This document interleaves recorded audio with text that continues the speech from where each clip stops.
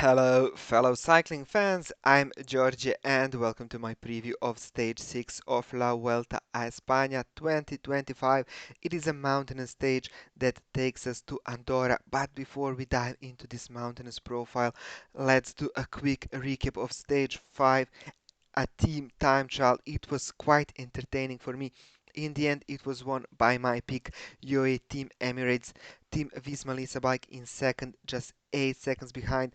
That one man that they were down to UAE proved decisive, I think, in the end. Then a little Trek in third, just 9 seconds behind UAE.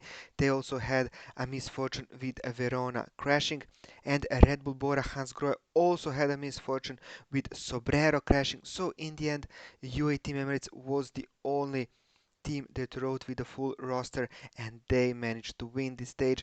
Ayuso looked like a man possessed in the final.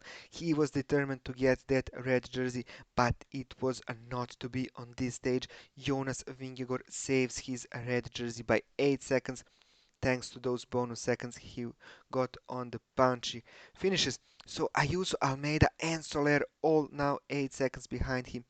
UAE Team Emirates, I think they were saving Marc Soler a bit as well in that time trial.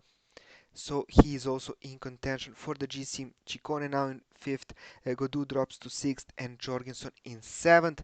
He is still kind of a second leader in the Team Visma Lisa bike, and then two Red Bull Bora guys, Hindley Perizzari with Bernal rounding up to top 10. But that is all still within 30 seconds, and tomorrow I expect first major gaps to happen. There are obviously no changes in the other jerseys as this was a team time trial. So stage 6, a mountain stage 170 kilometers from Olot to Pal, a small ski resort in Andorra. But before that final climb, we have three climbs on the menu. The first one from the get-go, literally starting from the first kilometer, Collada de Santigosa, 11.1 kilometers at 4.2%. This is where we expect the first attacks to happen. Not the steepest of climbs, but here it will be a tough battle for the breakaway formation. Then a long descent before the longest climb of the stage, Collada de Toses, maybe even the longest climb in this year's Vuelta. I'm not sure, but it is certainly among the top two longest, 24.4 kilometers at just 3.5%. It is a monster climb. Then a long descent before we reach Andorra. Uh, Going through Andorra la Vella, but not really entering the city center. We have the sprint for a bonus points and bonus points in Andorra la Vella, and then the third climb of the day, Alto della Cornea. It is a climb just next to Andorra la Vella, really steep, 4.2 kilometers at 8%, short downhill before the final climb of 9.6 kilometers at 6.5%. So you can see that this is a tough stage, more than 3,500 meters of elevation gain across the stage. This is how the final climb looks on the map.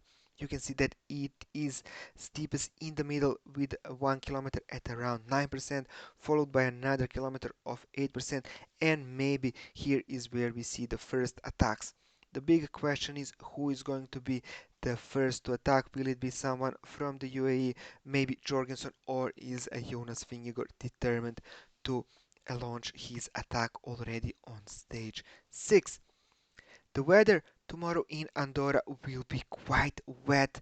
There is rain forecasted throughout the day, and it will also finish by the time the stage finishes, but it will be just 13 degrees Celsius at the top of the mountain, so it can be quite tricky conditions. What I would like to see the most is the breakaway formation. Who is going to control the peloton? Well, of course, that has to be Visma Lisa bike. No one is going to help them.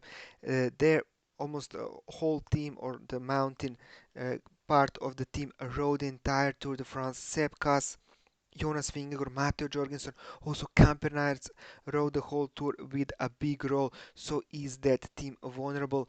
That is the big question. And moving on to bookmakers odds, we have Jonas Vingegaard as the number one favorite. And yes, he did look amazing throughout this Vuelta, fighting with Ciccone and Godu on those punchy finishes. But still, I'm not sure that this is a stage for the GC guys. They will, of course, battle it out in the end, also for the red jersey. But I think that the breakaway has a chance, mostly because of that Visma Lisa bike. They don't really want to have the jersey for another 15 stages. It would be nice to give it away, but to whom? We have guys like Jay Vine, Lorenzo Fortunato, Pablo Castrillo, Eddie Dunbar, the aforementioned Marc Soler. I think all those guys will try to gun for the breakaway.